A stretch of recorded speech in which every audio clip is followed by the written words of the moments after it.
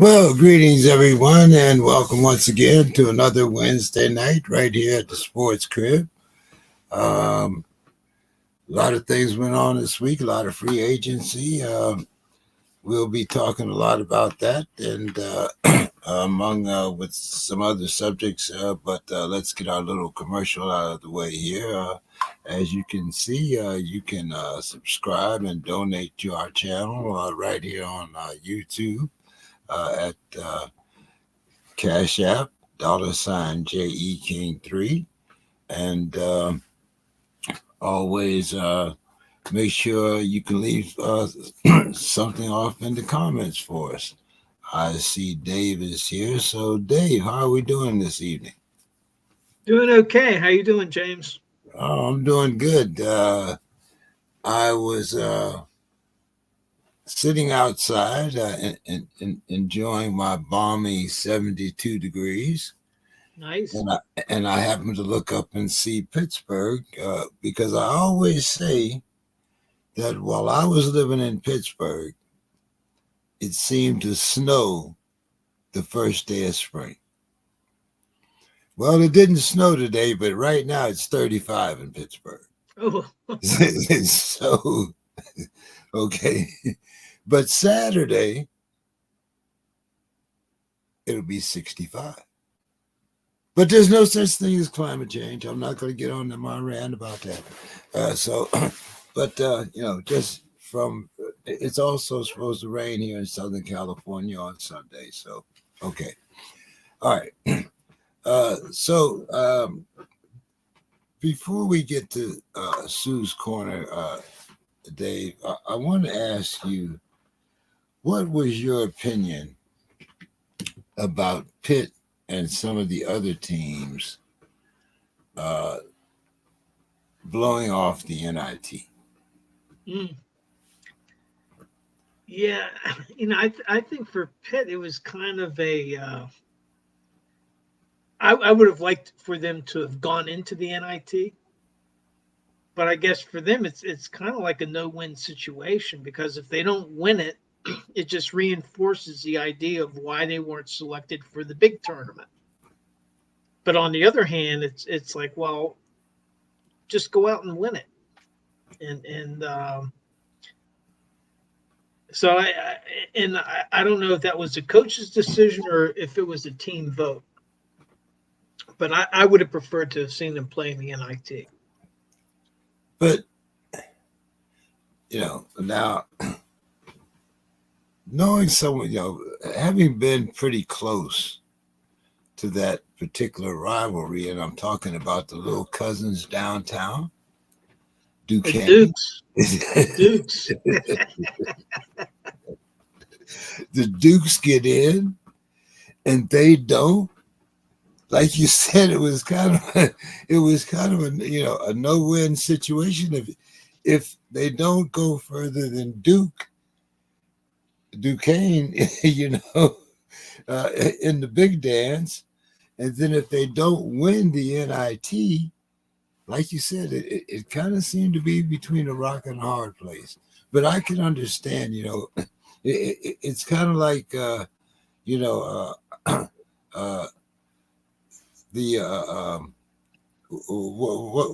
were the brothers? One was the heavyweight, the Spinks brothers. Oh, right, Leon and yeah, I can't think of the other one, but Michael and Leon. That's right. Yeah. If the little brother wins the championship before you, it's like, But yeah, I thought it was a very interesting situation, especially when I saw that Duquesne had made the big dance, and then they refused to go to the NIT. But it does seem like some of the boys that they were snubbed for haven't fared too well either. So we'll see. Do we have a Sue's Corner tonight, Dave? Yeah, we sure do. So what Sue said is what I wanted to talk about today after watching Masters of the Air. about the World War II Air Corps was how sports can be something that takes you away from the most difficult circumstances.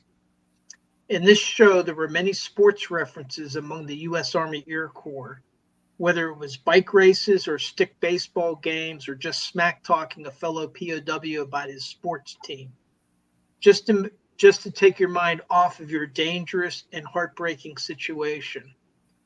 My dad served in North Africa and then the China Burma India theater of operations. And in clearing up some of his paperwork, we found record keeping of the basketball games his unit would play, who played, what the scores were, etc. It was that important to have that distraction that they kept records of it. My uncle was an Army surgeon in the Pacific, and there are stories of his outstanding softball and baseball playing. Again, something positive in the middle of horror. My point is this: sports can take a bad rap in today's world and is full of negativity. We get mad when our team loses. We get mad at the players. We especially get mad at the kind of money that surrounds the various games. But at its heart, sports should be recognized for what it is.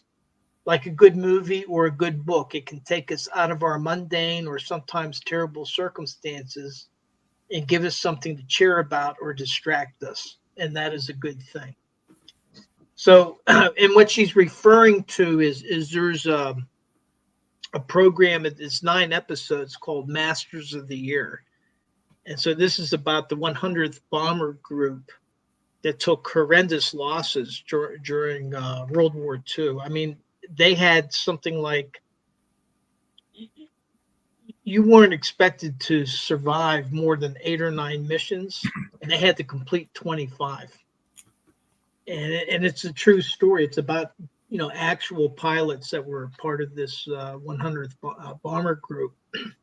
But Sue noticed all the references to sports. They're at war, but they're still making time in their spare time to play like baseball or whatever. And it was something that sports was something, it was an important diversion for them. So I thought that was a pretty cool reference that Sue had there. Yeah. You'll find guys that are in war zones. You want that football game or that basketball game. Even if it's just to pick up, amongst your own guys. You just something to get your mind off of that everything else that's around you.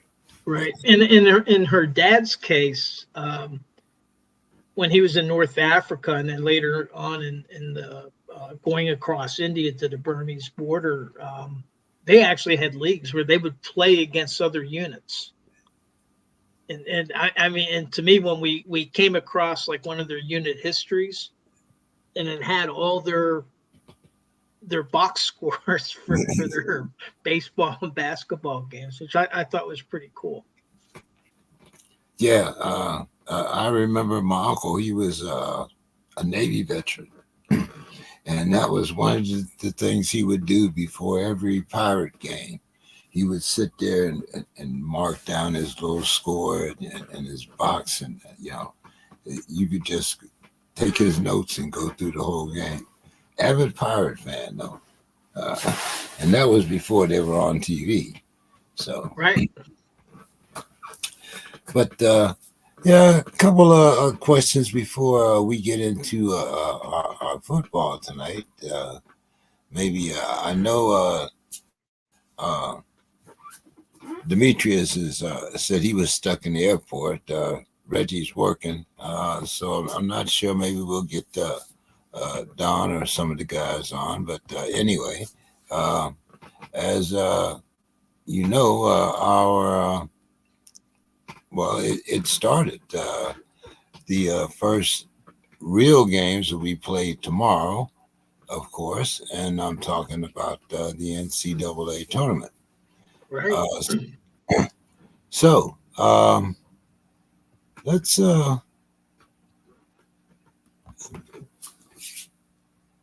Dave, I know it's not a sport that you follow all year round, but who's your number one? You got a Cinderella team that you're looking for?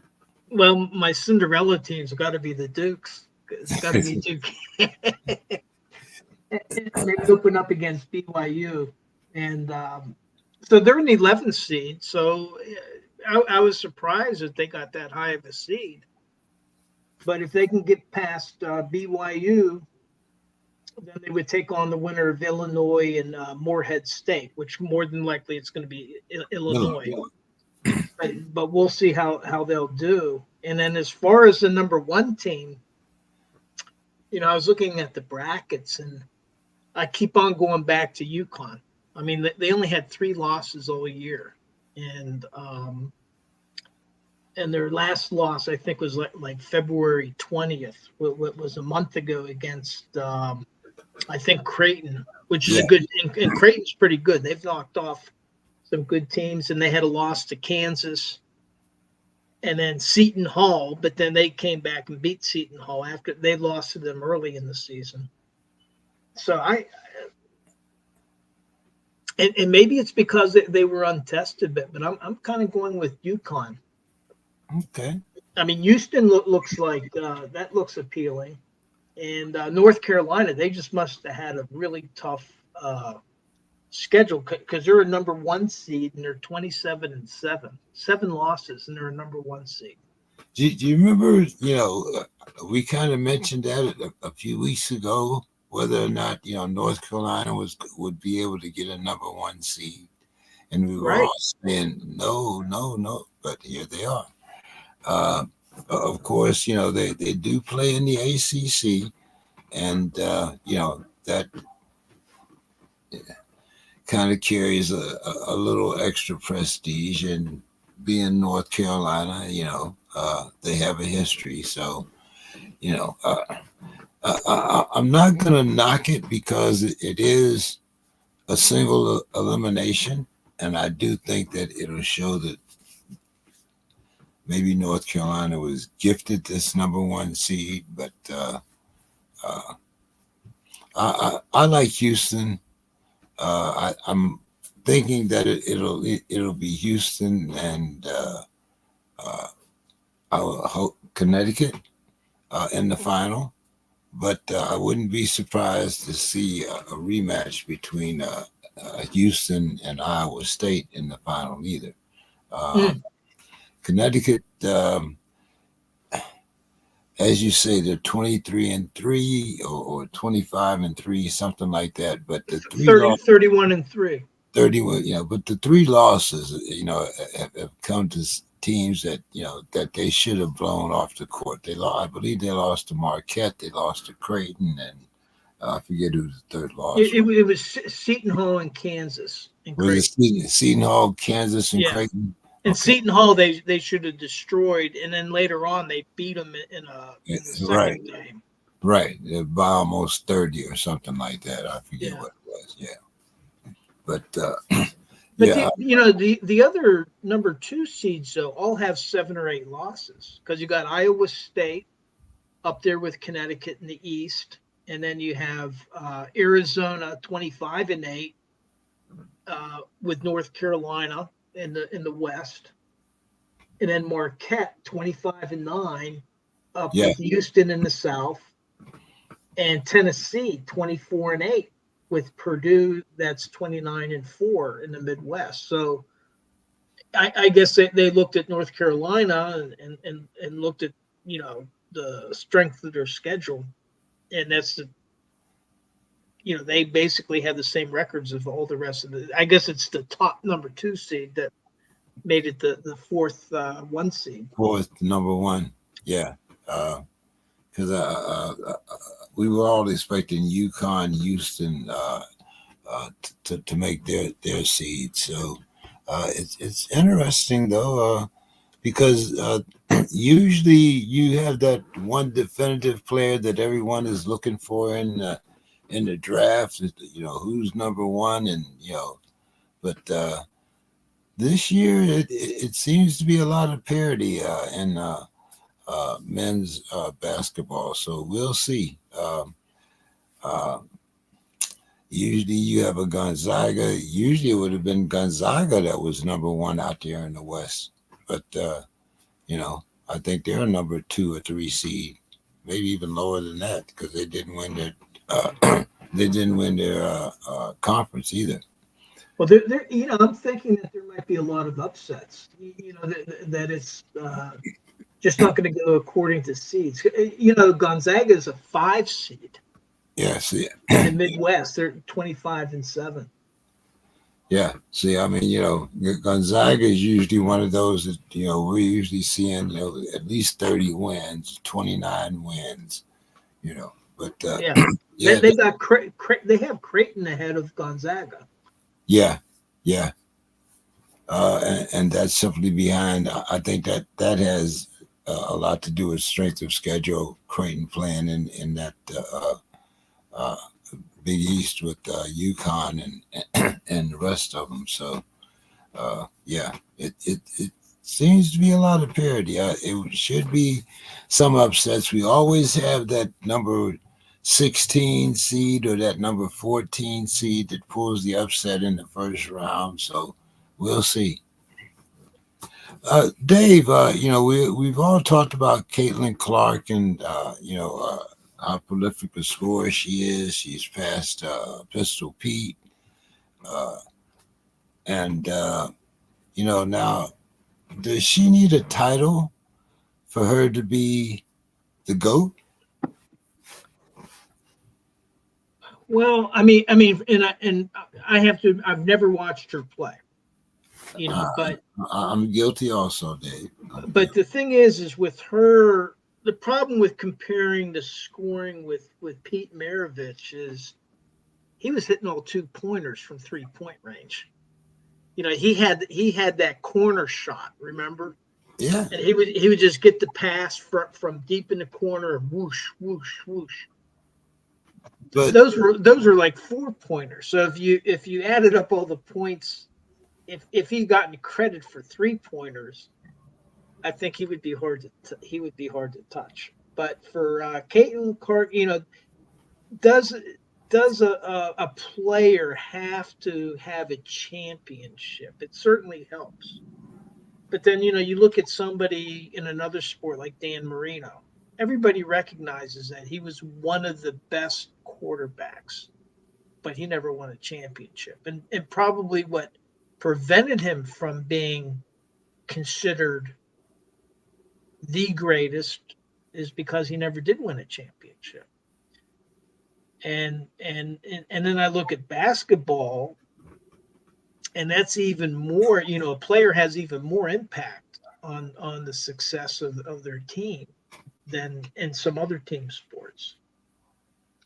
So I would tend to say that that it would certainly cement her credibility to be the greatest of all time, because everybody will always say, well, hey, you didn't win it.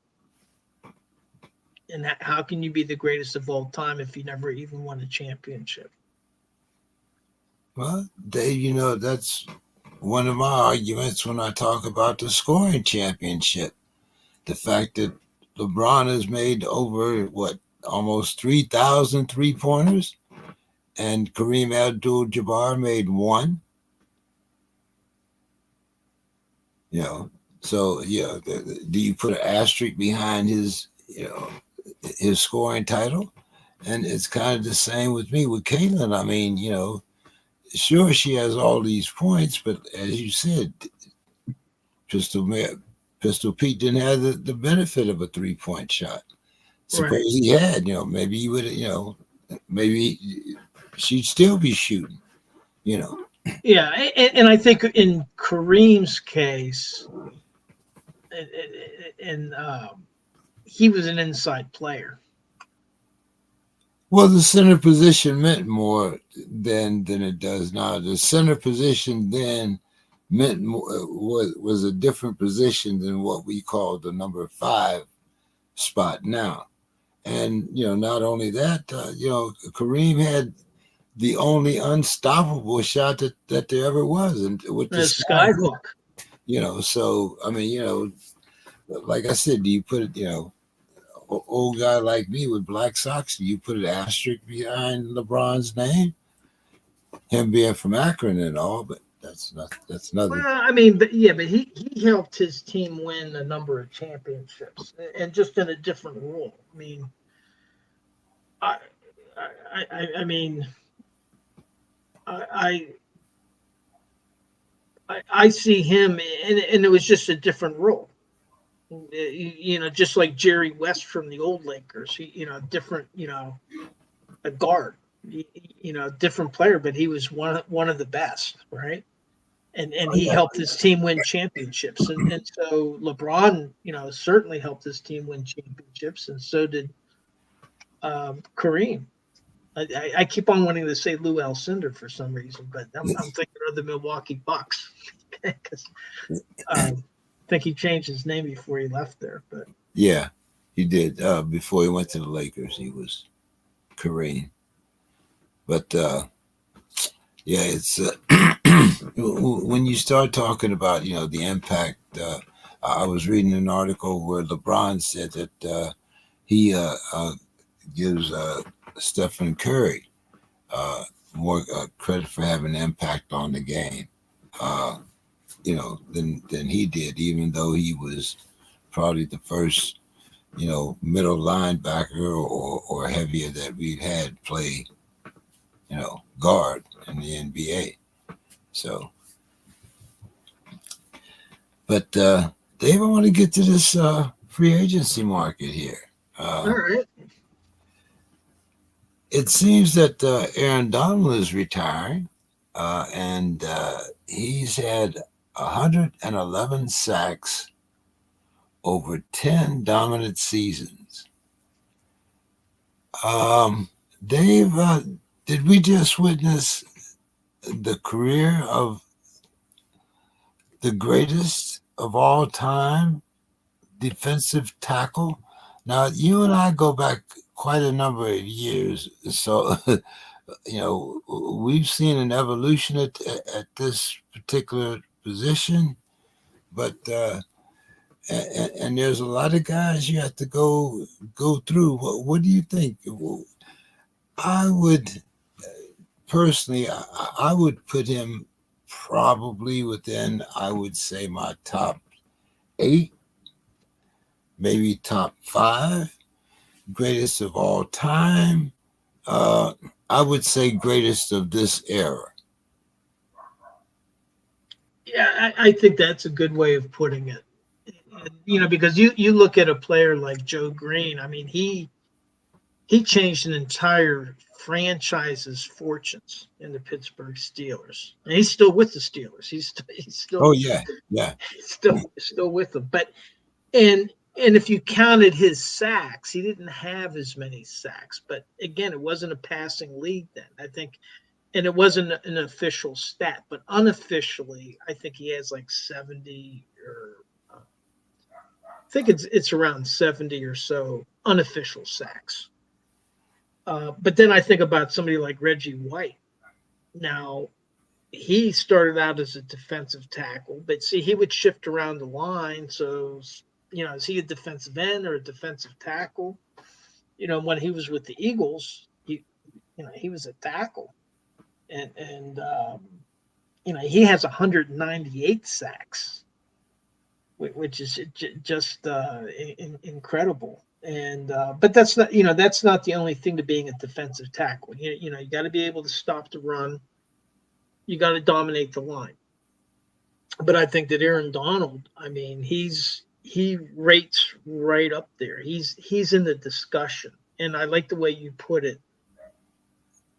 Greatest of his era. I think that's accurate, because it becomes very hard to compare like Aaron Donald against a Joe Green or a Reggie White in their day, and because the game was a lot different, and what they were being used for was a bit different. But Reggie White, I mean, I'd have to say Reggie White was a greater tackle defensive lineman than Joe Green. I mean, he just was that dominant. With the Packers and in the Eagles and so on. But he's to average 11 sacks a year over 10 years. That's pretty incredible. Yeah, I would definitely say he's one of the greatest of his era.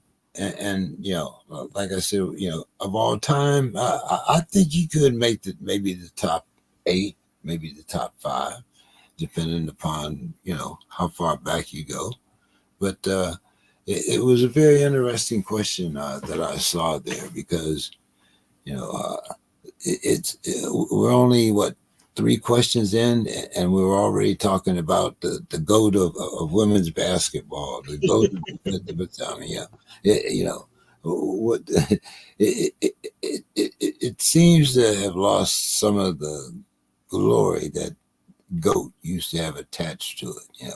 I mean, I'm sure if Demetrius was here, and you ask him who was the greatest of all time when he came to boxing, it would no doubt be Muhammad Ali.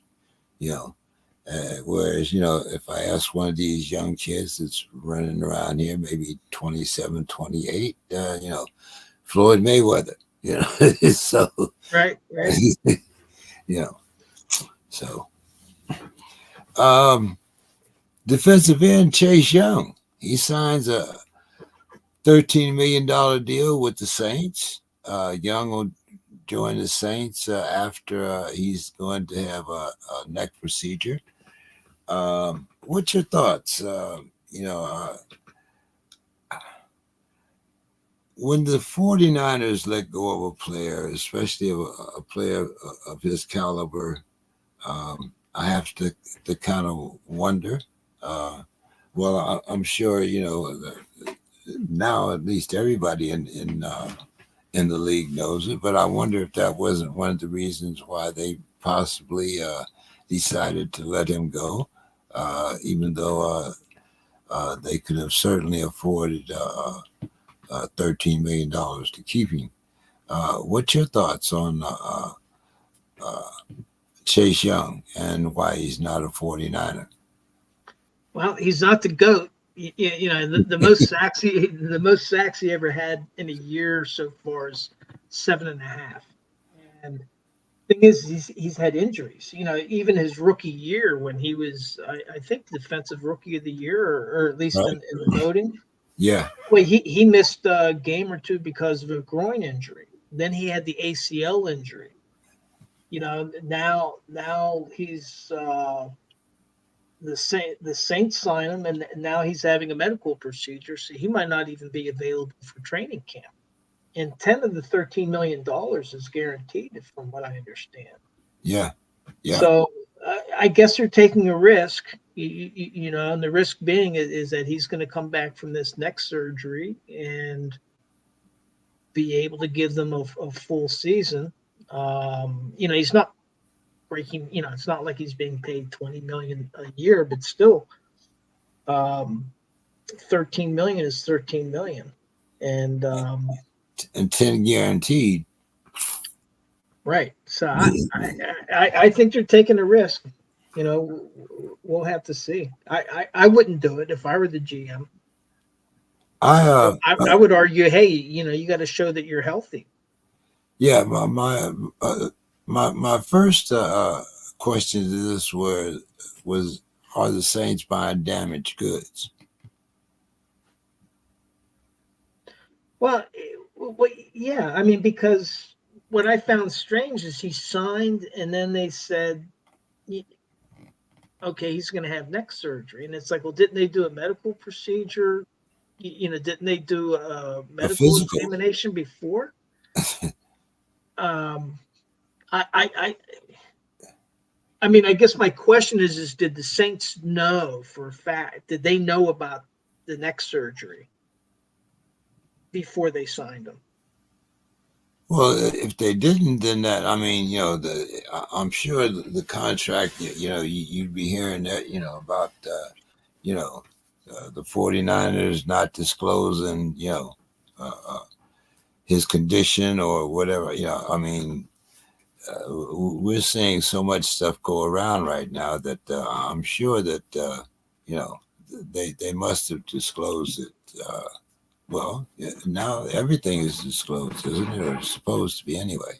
So, you know, but I was definitely surprised to see them give up that much guaranteed money without knowing that, because they're not even expecting him to be in training camp. They're expecting him not to report after training camp, which also kind of say, Yeah.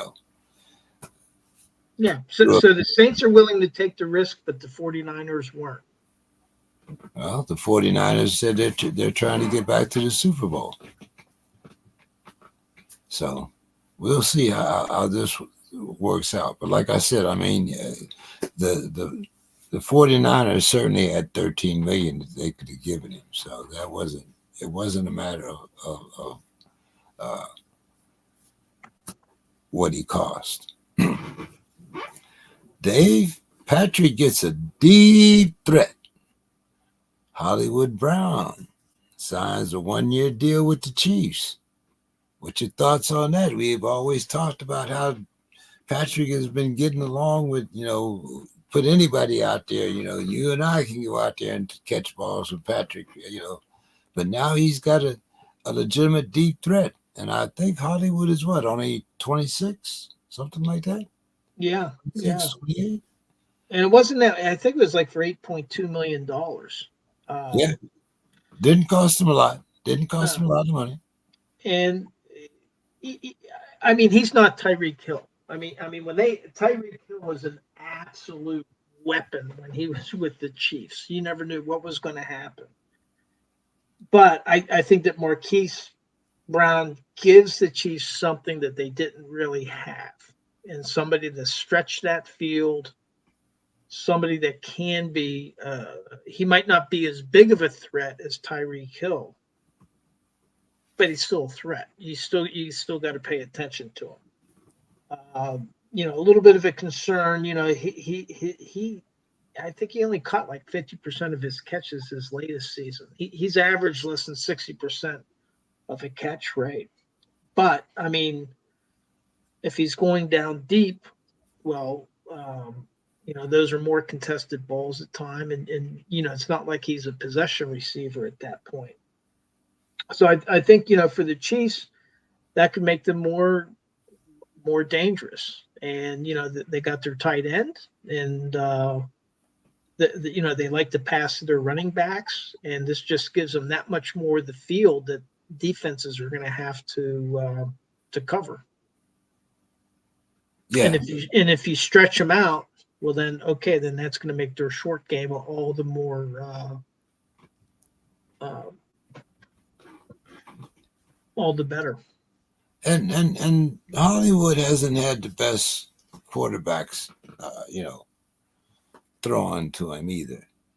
No, well, because he went to Arizona because he wanted to be with Kyler Murray, I think. Yeah. But then Kyler Murray wasn't playing, and Right. So yeah, we'll see what happens here. But I am excited for them to have at least a hint of a deep threat to see. I mean, they're doing everything that they can that I can see to see if they can do this three-peat. And I would be very, uh, I know we're Steeler fans, but hey, I would if somebody, I would rather see them three-peat than to see the Ratbirds win a Super Bowl. But that's just me. yeah. Well, I mean, the increase that they had in the salary cap has really helped the Chiefs. Because usually after a Super Bowl, you start to lose players, free agents. But now with this extra money that they got, they're able to keep the players that they want, or to get some players like Marquise Brown to fill any gaps that they feel. Um, I, They could be I think it's extraordinarily difficult to to repeat, let alone three-peat. But right now, I mean, the Chiefs look like they're in a pretty good position. This early. We'll have to see Yeah. coming through training camp what they look like, but they're being set up for a good position. And I think the NFL would love to have, this new narrative of Pat Mahomes and Kelsey as the goats, the greatest of all time Oh, quarterback three. tight Oh, end combination. Like who's that? Who's that Brady and Gronkowski people? Who are they? yeah, yeah. I think people wouldn't mind moving on from there. If it became possible. Yeah. But it, I'm going to talk about my favorite quarterback here for a minute, Dave. I want you to tell me what you think here. Uh, Ayahuasca gets a new left tackle and a wide receiver too. They got left tackle Tyron Smith. He got signed a 1 year deal worth 6.5 mil. Could be up to worth 13.5 with incentives. They also got wide receiver Mike Williams.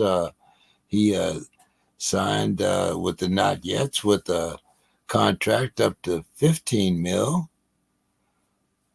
But Dave, will the Jets get a vice presidential candidate, or will they get quarterback ayahuasca?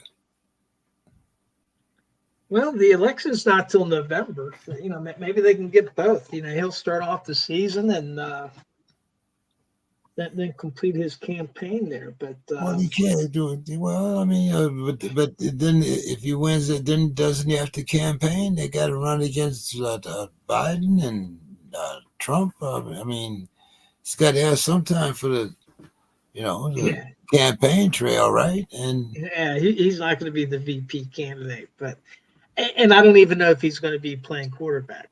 The only thing that we've seen since he hurt his leg was that short clip of him on the field throwing some passes. And what we haven't seen him is in training actually taking, drop backs, spins, putting stress on that leg.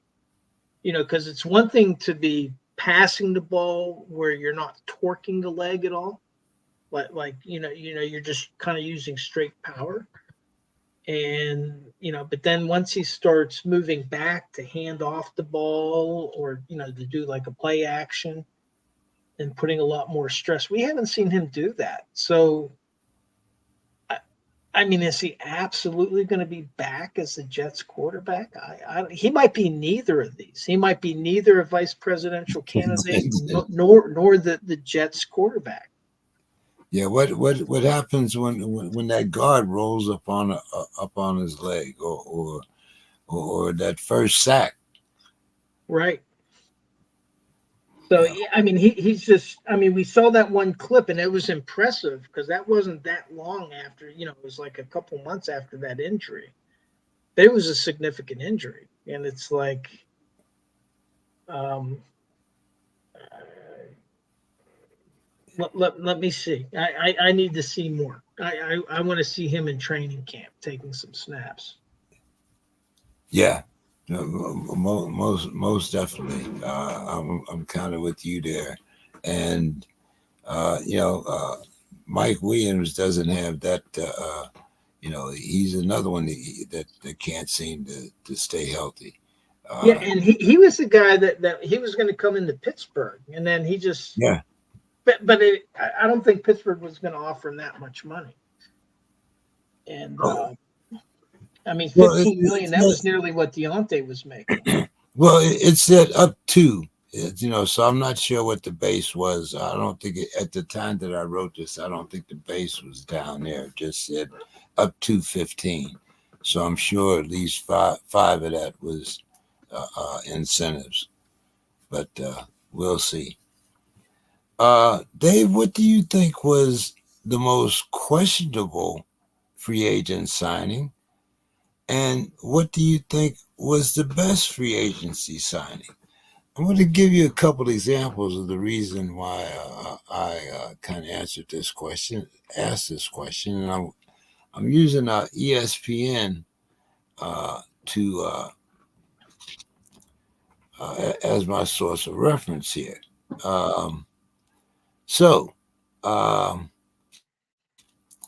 the most head scratching moves in free agency: Stephanie Bell, Stephania, excuse me, Bell, said that it was the running back Josh Jacobs going to the Packers. Matt Bowen, NFL analyst, said it was Tony Pollard to the Titans. Jeremy Fowler said it was Kevin Byard going to the Bears uh, because of the age factor.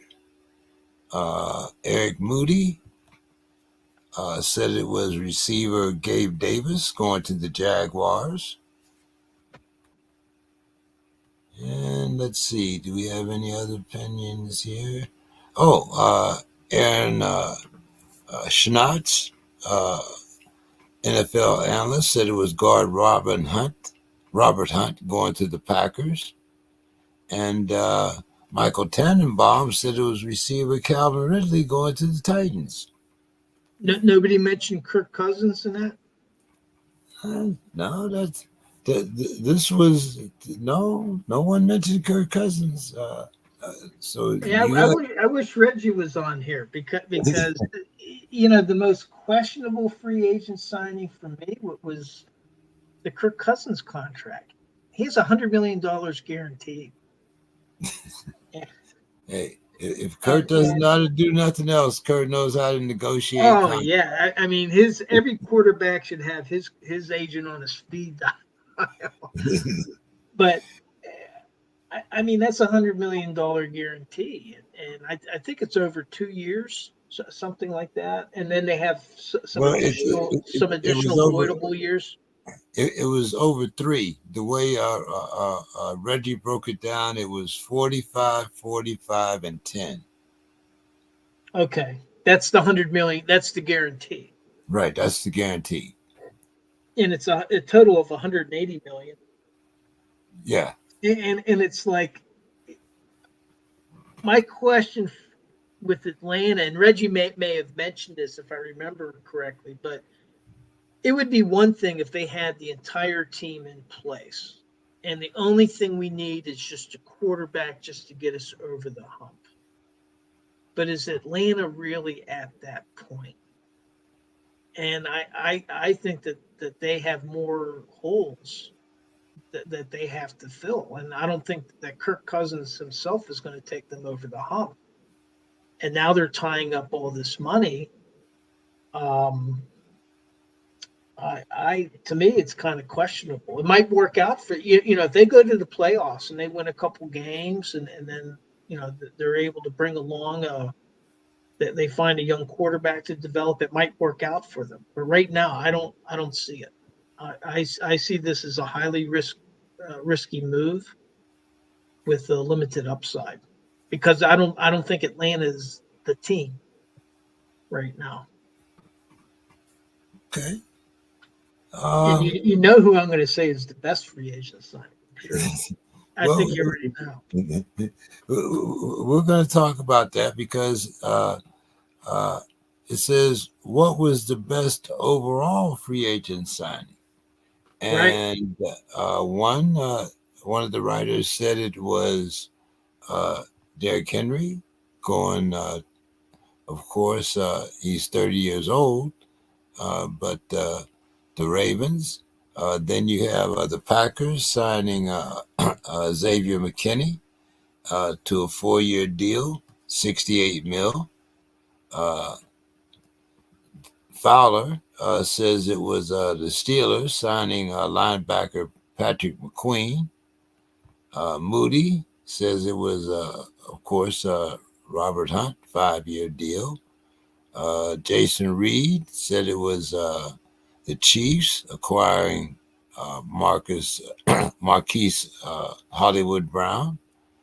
Um, let's see. And Schultz said that it was Kirk Cousins signing by the Vikings, and of course Tannenbaum said it was the Eagles signing Saquon Barkley. So, do you agree with them, or would you go somewhere else when you say the best free agent signing? Yeah, I went somewhere else. I like the Patrick Queen signing, but I mean they paid for that. I mean that was one of the biggest free agent contract the Steelers have ever done to get Patrick Queen, but it was important. That was a big hole, and they filled it. But to me, by far, the best free agent signing was Russell Wilson. You know, the Steelers are paying him $1.2 million in 2024. Among all the quarterbacks, that ranks 55. And so in Kenny Pickett, Mitch Trubisky, Mason Rudolph, and Justin Fields, all four of them are going to make more money than Russell. They're going to be paid more than what the Steelers are paying Russell Wilson. Now, the Yeah, caveat is they're not going to Denver. be making more money than Russell Wilson, but they'll No, be making and more that's than the caveat. He's getting yeah, 39 million less the 1.2 million from Pittsburgh, from Denver. But again, that shows the silliness of some of these guaranteed contracts. I mean, Denver released a guy for $85 million. That's crazy. And so for the value, the best value, I think by far is Russell Wilson. He'll be the 55th ranked quarterback in terms of what he's earned from the Steelers, what the Steelers are paying him. Because the 39 million that he got from Denver wasn't, he was already paid that. That's gone. yeah, yeah. And so for 2024, he's being paid $1.2 million. And, And and and you got Justin Fields for a little over 3. So we have yeah, two. So we have two quarterbacks for less than 5. correct. Okay, I so mean, I mean, that's not too shabby. yeah. And whenever I look at the best and the questionable free agent signings, I also look at the overall value because, like, Patrick Queen was a very important pickup for the Steelers, but they paid good money for him, right? And so to me, it's the value they're getting more bang for their buck by signing a Russell Wilson than a Patrick Queen. But Patrick Queen, I think he's going to earn his money. Oh, most definitely. I'm looking forward to seeing what he can do in the Steelers uniform. Um, Gonna go a little bit outside the box here since we got a little time. Um, the Sam Howell trade. What did you think about that? Do you think that now the Seahawks, with them having signed Sam Howell, traded Sam for Sam Howell, and still have Geno Smith on the roster? Do you think that means that they're not going to draft a quarterback in the higher rounds, maybe the lower ones? And we also see that they have a former Cowboy nose tackle, Jonathan Hankins, joined the Seahawks. What do you think about these Seahawks? I mean, that's a pretty crowded division that you got there. You got you got the 49ers, the Seahawks, uh, the Rams, and who else is in that division? Well, you got Arizona, but Yeah, well, okay. Uh, well, see, here's the thing. In the case, I don't think getting Sam Howell really impacts whatever their plans are because they're paying him the league minimum. I don't even think he's making $1 million with Seattle, and I mean, I'm pretty sure he's not, and so the Seahawks can do whatever they want. I mean, if they decide because Geno Smith is not getting younger, and the cap number for Sam Howell is $985,000. So the Seahawks can do what they want. If they're targeting a particular quarterback that they're looking to develop, they can draft them. Now, if they don't want to, it kind of takes the pressure off of them. They don't need to reach for a quarterback. If they want to wait a while and then pick somebody in the middling rounds, they can do that. But for their plan, I don't think it impacts their plans one way or the other because he's very low risk, potential medium reward having Sam Howell on there. I hear you. Dave, the Texans, they were very active in the free agent market. And the Cowboys, like they signed a long snapper. Who do you think is going to have the best record in Texas? The Texans or the Cowboys? I'm getting bullish on the Texans. Is it bearish or bullish? Yeah, that's I really the Texans really impressed me. The head coach, the quarterback, the adjustments they made as a team, coming back from a lot of injuries to their offensive line, and they're hungry, and they seem to be. They can feel it, and so they're reloading, right? And the Cowboys, well, they're in a little. I think they may be losing more than they're gaining. So I would go with the Texans.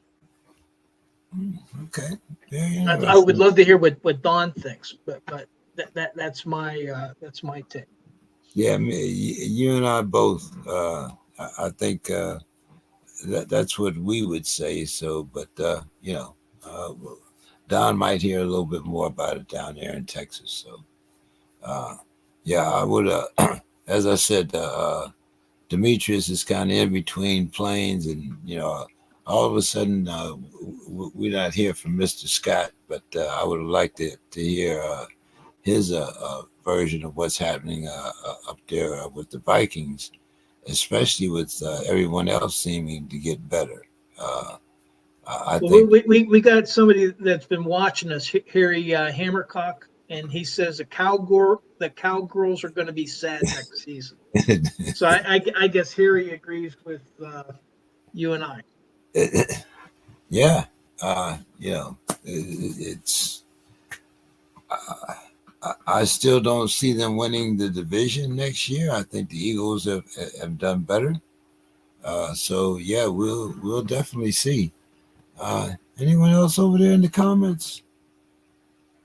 No, just see Harry.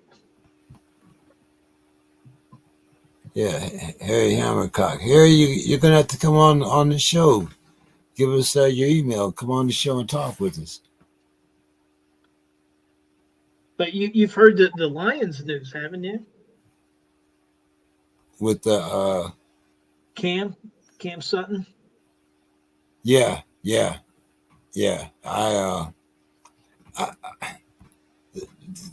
There's so much negativity going around that I really hate to put those subjects up. But if Demetrius was here, I'm sure he would have a little bit more to say about it. But I think did the Lions release him today? I don't know. As we came on the air, they hadn't, but it was a possibility. I hadn't looked. Let's see. I can. Where am I here? Because more details are coming out, and they're kind of. Yeah. Well, I mean, yeah, They're not good. It sounds like AB showed more restraint by throwing a chair out the window.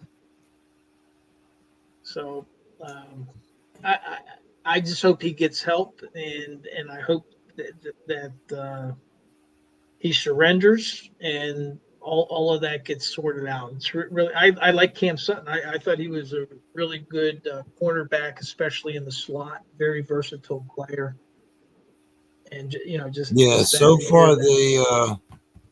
So far they haven't released him. Um, let's see if I see anything in NFL here, NFL.com. But they were talking about the battery case, and like you said, as details come out, you wonder, I mean, these guys have the means to go to get a qualified therapist or any these are things that we just can't keep sweeping under the rug. The age of the Jim Browns and those guys are over. You have too much to lose, and everybody's camera. I mean, everybody's phone is a camera, so you can't get away with anything like you used to. But no, so far they haven't said that he's been outright released. But in today's age, I'm sure that's probably the next step. Who was it that released a punter last year? Oh yeah, right. And and I think he finally got signed. So I think somebody Yeah, signed him this year. yeah, but he had to go. But he had to. But he had allegations, but then it turned out that all of it was dropped, and it wasn't as quite the way it was described when the media first came out. Right. I mean, so sometimes different things come out, but this here sounds like you said, kind of AB on steroids. Uh, Oh, but and Harry has the answer. He says Matt Ariza, and I guess the Bills yeah, signed him. yeah, Or yeah. yeah. Thank you, Harry. He was a kid from out here in San Diego State, I believe. Yeah, I'm pretty sure he was a kid from out here. There was a lot of publicity about it. Yeah. Um, so um, let's. I want to, since we have a little time here, you guys were talking about a subject Monday, and I didn't have a chance to On listen the to Steelers all. town hall. Yes, on a town hall. I think you and Matt were talking about it, but some other guys chimed in. Yeah, And that, and by the way, it was the Bills that released him, and the Chiefs signed him in February. was it the Chiefs that The signed him? punter, right? Yeah. It's the Chiefs that signed him. Okay. But you were talking about the Steelers' recruitment on the West Coast, Right. and what were some of the conclusions that you came to? I'm kind of interested because what will the expansion of the Big Ten, which is one of the conferences that the Steelers have close ties to. What do you think that expansion? Do you think it will have a positive or a negative impact on the Steelers' recruitment in the West Coast? Yeah. Well, I mean, what we were discussing on the town hall, and a couple of the guys on there, what they were explaining is that the style of play um, that some of the West Coast universities play just doesn't mesh with the NFL and what the Steelers are trying to do. And they do have area scouts that go out there. Mark Bruner covers the Northwest. They've been going to the pro days. They've had representation out there. It's just been a very long time. We were talking about Dave DeCastro. It was like the last first round draft choice out of there from back in 2012, and there's only been a few players from the West Coast that the Steelers have drafted. But with the and not only the so you have the teams coming into the Big Ten, and then you got two more teams coming into the ACC. One is they're going to have more visibility, but two, it'll be interesting to see what does their style of play change. Because with the Steelers, with the draft, especially for the first round pick, who you follow is Mike Tomlin and Omar Khan. And then wherever those two go together to a pro day, then there's a good chance that your first round pick is going to come from one of those schools. Well, this year so far, they've gone to Clemson, Georgia, and Alabama. And so like they went to Alabama and not Ohio State today. And I think part of what happened with Ohio State, I think Marvin Harrison wasn't going to work out, and that was like their main guy.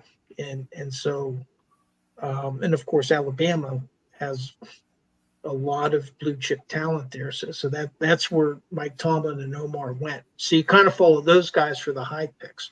But you're going to have Steelers representation at all these teams.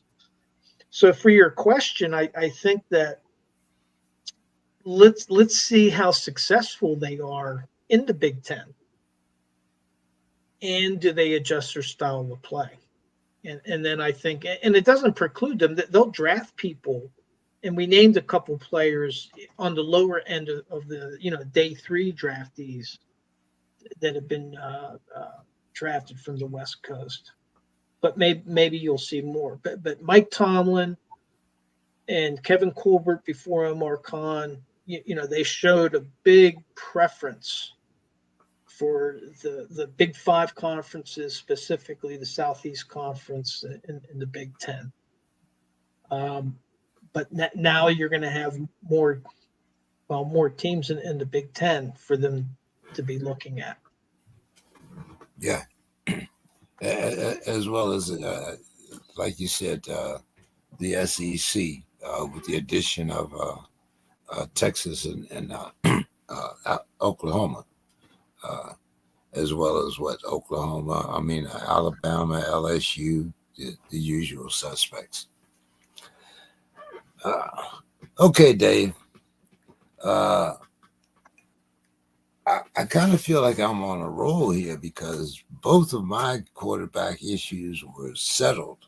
The only thing that I'm interested in now is who we get to sit back for the next 2 years and learn behind these guys. But as I said, we acquired 2 quarterbacks for less than a $5 million cap hit. We signed wide receiver Van Jefferson to a 1-year deal, which maybe fills another hole as our third or fourth wide receiver on the depth chart. Still don't have a number 1 yet.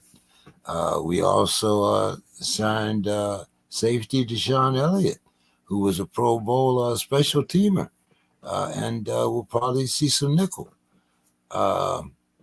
Couple guys still out there. Now that Mike Williams is off the market, and who I think will be a better fit anyway, Dave, do you think that we should pursue Brandon Ayuk?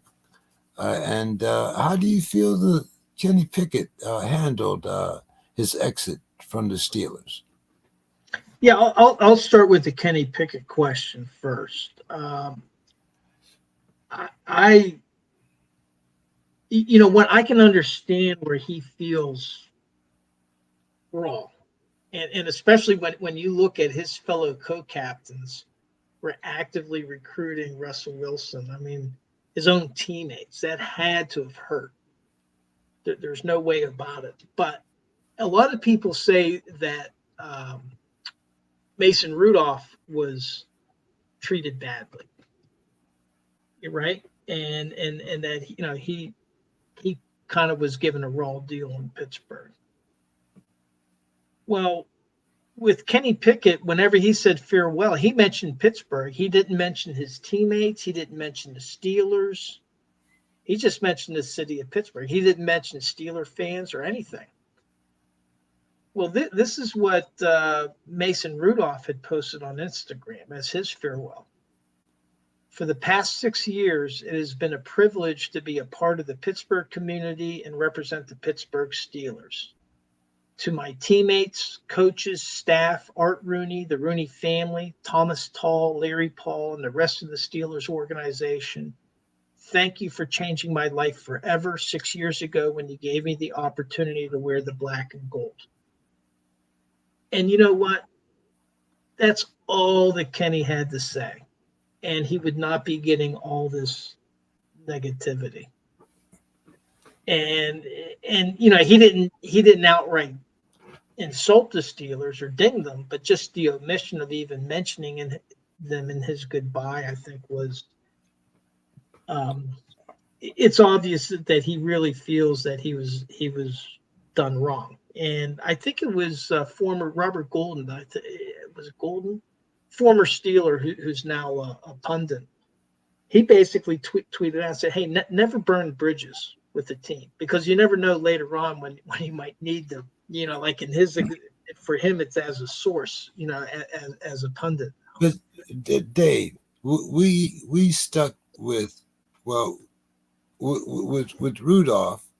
We even drafted James Washington, his number one wide receiver in college, right? To come with him. So I think we gave Mason, a lot of chances and weapons to see if he could deliver.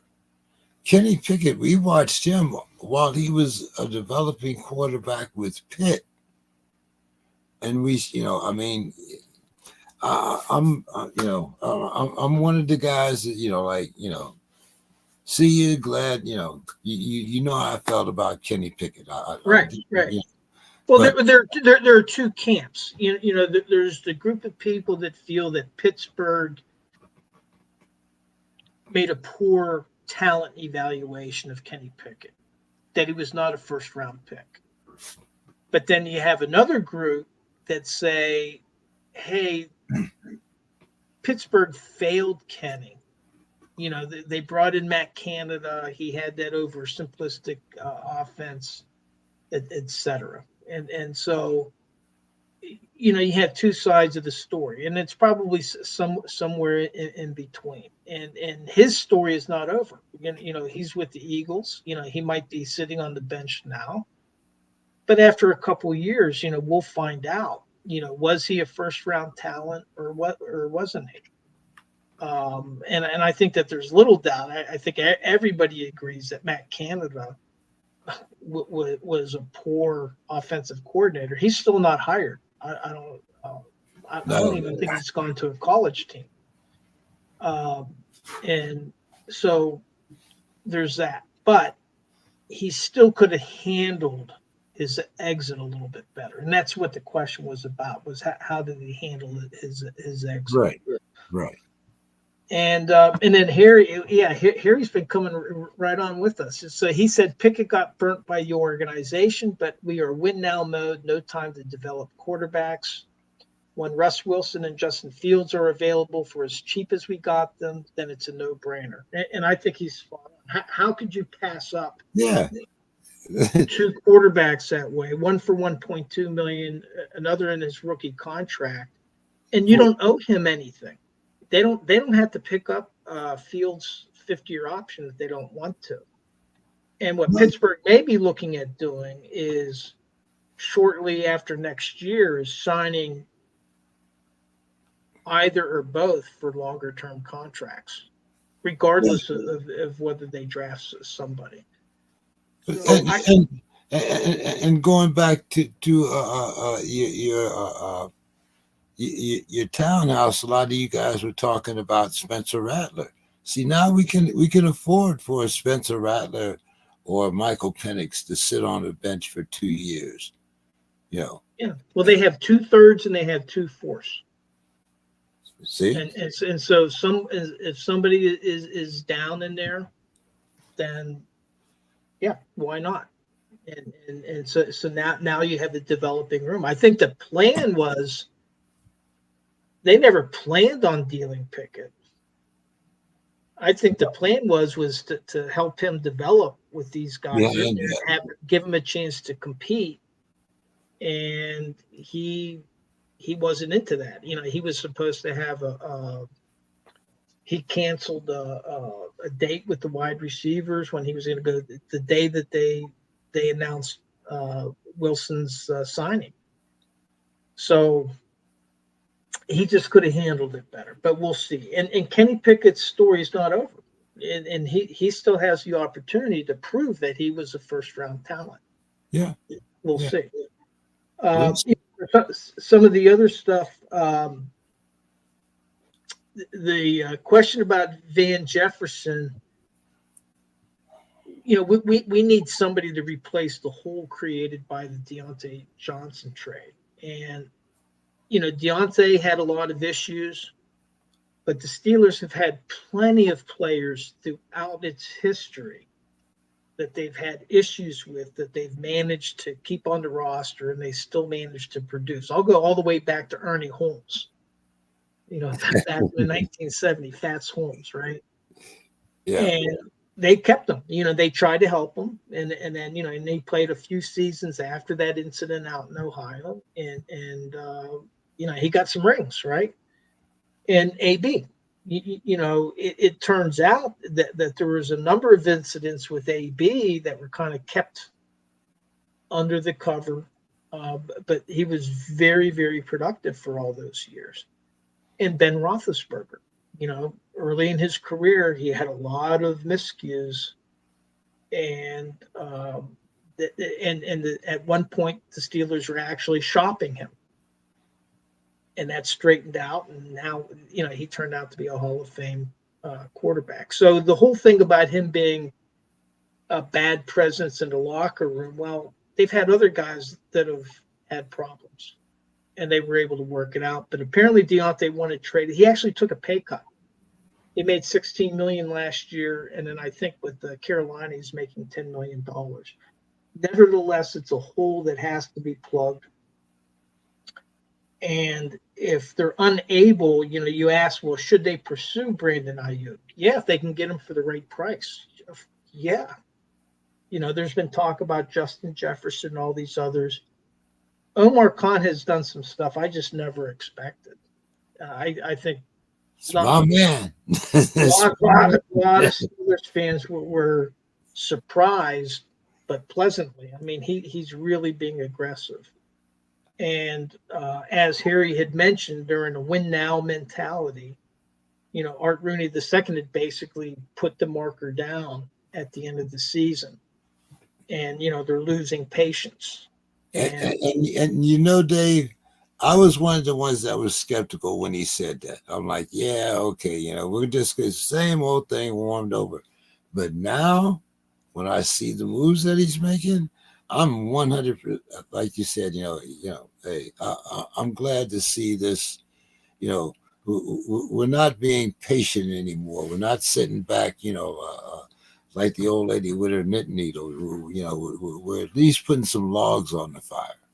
right. And so for me, even if it doesn't all work out, I'm still happy that they're making these moves because they're putting themselves in a position of, well, if it doesn't work out next year, okay, well, then what's going to happen the year after? They've plugged a lot of holes. You asked about Deshaun Elliott. He's a strong safety, and so he actually plays in the box. And so the thing with Deshaun Elliott, and he also has started 50 of the 57 games that he's played, and he played with Baltimore.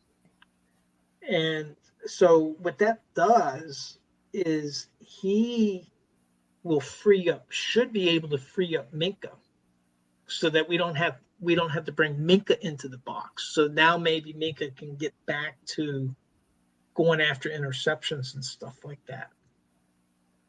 And so that's what I'm hoping for Deshaun Elliott, that he is able to continue being a starter, to complement Minka Fitzpatrick, and to free him up.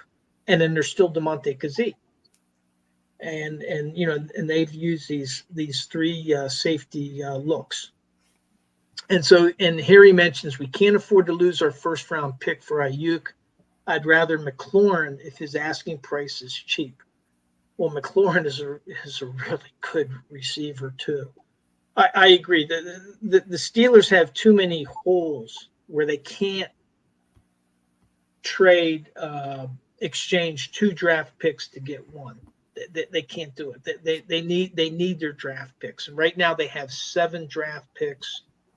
They don't have a 7th round, and I think it's 5th and 7th round. They don't have any picks right now. Don't we ask for compensatory picks? First, second, no, they didn't get any compensatory picks. So they have a first, a second, 2 thirds, 2 fourths, or no, first, second, third, 2 fourths, and 2 sixths is what they have. So we'll see what Omar comes up with. I agree they can't afford to give up a first round pick because they have to have a center. That's one hole that they have not plugged is center. And that's very important. And to me, lesser importance, other people put in higher importance, is a lot of people want to right tackle so that Broderick Jones can shift over to left tackle. People aren't happy with Dan Moore, but he's only like $4 million a year. He's not very expensive, and he's serviceable. So I almost could see the Steelers delaying the transition of Broderick Jones to left tackle for another year. So, yeah, I agree with you. I think at number 20 we have to take a center, and I'm so glad that we were able to get our 2 quarterbacks without having to give up that 20th draft pick. That's that was one of the things that I was afraid of, that we were going to have to give that pick up. But so far so good, and I'm very optimistic about what Omar has done, and I'm looking forward to at least second round of the playoffs, but we'll see. There's injuries and all that good stuff. But hey, Dave, it's been an all Pittsburgh show tonight. So. Yeah. And we've had Harry join. He's had a bunch of comments there. He said the center is the foundation of your offensive line. It's absolutely right. Yeah. And we have not found anybody since Marquise Pouncey retired. And they they say that somebody like a Zach Frazier could be picked up in the 2nd round, but it's like, I know that you always want to go for the best player available rather than need, but man, I'm actually hoping they pick a center in the 1st round. Yeah. Even if they think that you could get a quality guy in the 2nd round, it's like, I don't trust these other teams to snag them. You got anybody in mind you looking at? Well, there's that JPJ from the West Coast, and Powers Johnson, and then there's Zach Frazier from West Virginia, and then there's Van Pran, but I think he's had some injuries. A kid from Georgia, I think, but there's several. There's probably 3 or 4 centers, but the JPJ, he's the kid that knocked the Steelers' assistants coach on his keister during the combine. Okay. So he's like 323. He's a beast. It would be nice. Okay. Give us your final thoughts for the evening, Dave. Good to spend a little time with you there. Hopefully some of our guys will be back next week. But give us your final thoughts, my man. I know it's good for you getting out a little early. Yeah. Well, we got March Madness coming up. I'm trying to put my bracket together. I got to get it together now because it's It we're going to starts be tomorrow.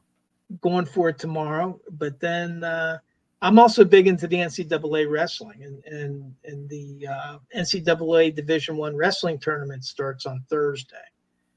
And Penn State, they have a very strong team. Their question is whether Carter Strachey is going to be able to get his fourth title. He's coming off of a knee injury and missed the Big Ten tournament. And so I'm really looking forward to that. But what I would encourage everybody is my final thought is enjoy sports. And just like my wife was saying in the beginning in their final thoughts, is a lot of people use sports uh, as a way with dealing with all the adversity that's going on in the world. It's an important outlet for folks to enjoy. And for me, sports at any level, the NFL, NCAA. I go to high school sports events. I just enjoy going, watching sports. So um, that's what I would encourage everybody to do. And I wanted to give a shout out to Harry. I love this guy. He's just been steady giving comments and appreciate. He said, "Great show, fellas. Keep up the great work and much appreciated."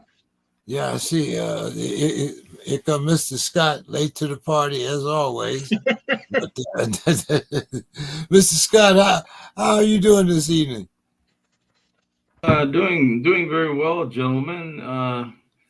Sounds like you've almost kind of infected Dave into the disdain for me, and but that's fine, and I love that. I love to get in and have some fun with the sports and you guys in joust. This is what I do. I mean, I jab, I move, stick, move. I'm on my toes.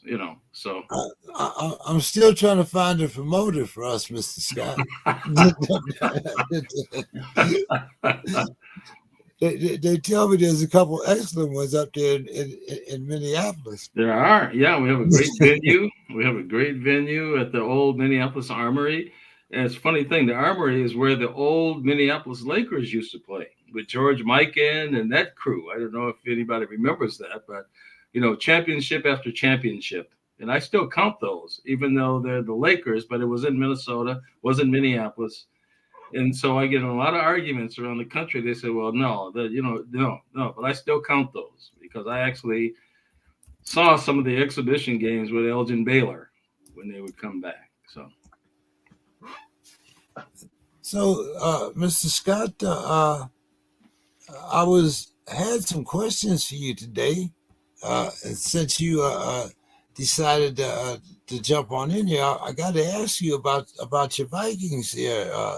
It seems Madison, he signs with the Raiders. You got KJ Osborne, he signed with the Patriots. Mr. Scott, are the Rats deserting a sinking ship or what? Well, before I get into that, I really wanted to defer my time to the gentleman from Atlanta. I would love to see what Mr. Reggie has to say about getting the bag man as their quarterback. I mean, is there a lot of buzz in Atlanta? Is there a buzz? Are they giddy? Are these people happy? Reggie will be here next week. He works for an event company that is doing a lot of work, and he said he'll be here next week, as well as your nemesis, Mr. Burgess. But right now, Dave had, he was wondering, what did people think about that signing? That was my most questionable free agent signing. I mean, Mr. Scott, 45 million this year, 45 million next year, and then 10 million on the last year of his contract. Okay. Well, since Reggie is not here, then I want to defer to my colleague Dave from the Pennsylvania area. He said it's one of the worst signings.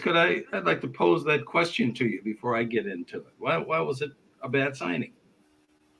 Well, because the reason I gave before is I just don't. If Atlanta had a full roster and they just needed to fill that one position to put them over the hump, I would say, yeah, it's a good signing. But I don't think Atlanta is in that position, and I don't think that Kirk Cousins is going to carry them over that hump because they have too many other needs.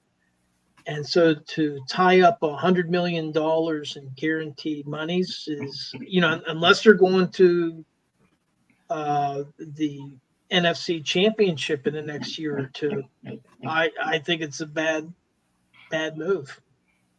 Well, I'd have to concur because, he's taken the Vikings to one playoff victory in 6 years, one playoff victory. So he's clearly, he's in it for the bag. He's in it for the purse. He's in it, first I look at the purse, an old song that, and he just, boy, he'll get 4,000 yards. You'll get 30 touchdowns, possibly. You'll get statistics, but statistics don't always get you to the promised land. I mean, running up numbers looks good on paper, but being on paper has never won a championship. So and as far as the Vikings, we'll see. And I wish Bill Carroll was here, the great analytics guru, because he's a staunch supporter of this GM that we have. And I still think the jury is out on him. I mean, the number one draft pick last year, Lois Sings from, what was he? Was he Clemson? Or he didn't get on the field at all. So what is he going to do about the quarterback? It looks like they're going to probably try to move up and draft somebody. I mean, that's what I would do. But we'll see. I mean, the jury's out. We'll see what he can do. We'll see if he earns his medal. They lost Danielle Hunter, one of the better defenders in the league. Madison, he got his shot and he didn't really do that much. So I don't know. I'm a little bit afraid. I'm still afraid of those Lions. I hate to say it, but it's going to be interesting. But I think the Vikings are almost in a rebuilding, and that's not where they want to be. So I think they're going to try to make a splash in the draft. Who do you have your eye on, Mr. Scott? Boy, there's several quarterbacks that are getting play, and I don't know. I mean, I really don't. I mean, certain things have to fall into place. Jefferson has to sign. We have to get Jefferson in. He's going to Pittsburgh. Well, there's 2 against 1 today. That's fine. I have no problems with that. I know you can handle that. I know. I have confidence in you. But yeah, that is a major thing that they have to figure out if he really wants to be here. And he's going to have a say in who's going to be quarterback, who's going to throw to him for his career. So there's still a few things on the table here. I got to ask both of you guys, baseball season. It's here. We've got a couple games over in South Korea, over in Seoul. Some bomb threats against Otani. But guys, what are you guys looking forward to in baseball season? What are your Twins going to be doing this year, Mr. Scott? Can our Pirates climb out of last place, Dave? Well, as far as the Twins, briefly, Buxton looks tremendous. He looks healthy. He looks like he's going to be in center field every day. Korea is looking like the old Korea. I mean, so in the field and the players look good. I just don't know about the pitching. They gave up a lot with Sonny Gray, and I guess he's hurt now. And then Maeda, who I thought was a tremendous pitcher, but he was always hurt. He could never play. So they've got to rebuild that rotation before I can see what it is they're going to be able to do. Yeah, with the Pirates, they invested a lot in the draft and pitching, and of course, that's a lot of that is in development. But we got to see if some of that starts to pay off, and if it doesn't, they're going to be right back down in the cellar. But if their pitching pays off, then yeah, maybe they'll be a little bit more viable. But to me, they need to start to get something back for what they've been drafting in terms of pitching in the investments that they've been making there. And then with Bednar, I think that he's back. And so we'll see there. I'm looking forward. I'm planning on going to a couple games up in Pittsburgh. Okay, all right. Mr. Scott, you did get here on the tail end. We did get a few questions from you, but what's your final thoughts for the evening? And how's the book sale going? Oh, books are going good, and actually, I had an interesting thing. Was it last weekend before? I was in the city of St. Louis, Missouri. And I have another business that I do, a consulting business. And when I retired from my job with Hennepin County, I went to St. Louis to meet with this company to try to build a business. And it just happened to be at the same time of the Michael Brown situation. I don't know if you gentlemen remember about the Michael Brown. It was one of those awful encounters with the police where the young man apparently, the statement was he was selling cigarettes in front of a store and he ends up dead by the police. And so what happened is they tore the city up. That area was just destroyed. And one of my salespeople took me through that at that time. And her statement was, why would they tear up the best barbecue joint in St. Louis? Why would they do that? And so when I went back last week, I had her take me to that area. And she's from St. Louis. And she couldn't hardly find it because it was all built up. People were waiting on the bus. People were going to work. People were just living their lives as normal. And I looked at that, and then I contrasted it with what's going on in Minneapolis with the George Floyd area. And I was so, before I get to that, I also went to East St. Louis because I wanted to go there because when I had a job years ago in Belleville, Illinois, which was Collinsville, they had a little racetrack. And it was right by East St. Louis. So I would drive through East St. Louis to get to St. Louis. And so I wanted to go back to East St. Louis. And I tell you, it was the most depressing thing I have ever seen in my life. I mean, that town is totally abandoned. You get across the river, I guess it's the Missouri River. Right. And then you're in Illinois. And so the first thing you see is this casino. It used to be on the water, but now they just built it on the land. And cars parked everywhere.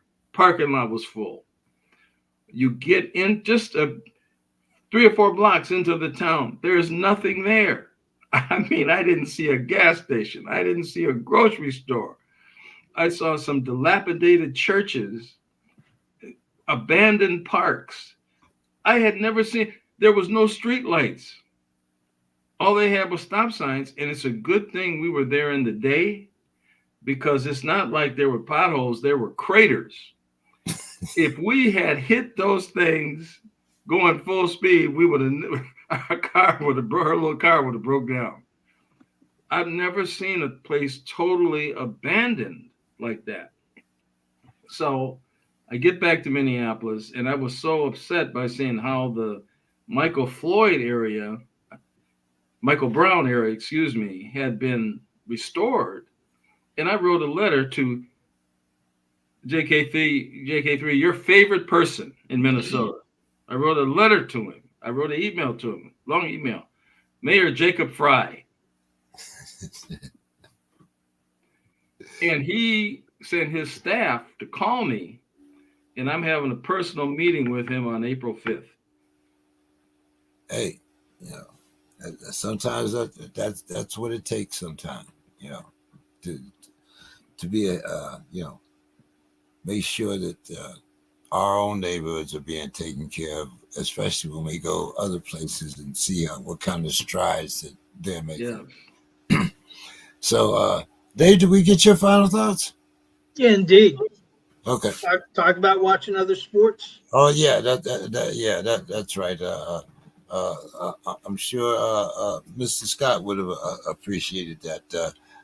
Dave was talking about appreciating other sports or appreciating sports during very adverse times. He was talking about some of the sports that were played by Sue's.